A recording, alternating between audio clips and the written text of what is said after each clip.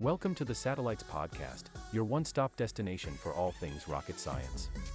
Today, we're going to be discussing one of the most fascinating inventions of all time, rockets. We'll be exploring how they work, what they're used for, and much more. So, let's get started. Before we jump into how rockets work, let's first understand what a rocket is. A rocket is a vehicle or device that uses thrust, or a force pushing the object forward, to travel through space.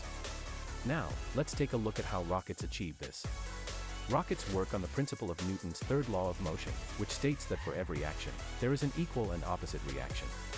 When a rocket launches, it expels hot gases out of its engines at a high velocity. These gases create a force that pushes the rocket forward, and in doing so, the rocket generates a force equal and opposite to the expelled gases, allowing it to lift off the ground.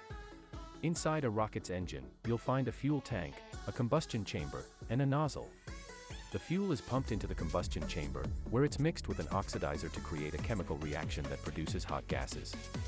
These hot gases are then expelled out of the nozzle, creating the thrust needed to lift off. But how do rockets continue to move once they're in space?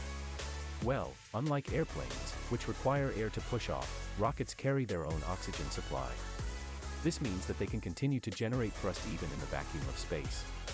Rockets also use a technique called staging to conserve fuel and increase their efficiency. This involves using multiple stages, or engines, that are discarded once they have burned through all their fuel. As each stage is discarded, the rocket becomes lighter, making it easier for the remaining stages to accelerate to higher speeds. Now, let's talk about some of the practical applications of rockets.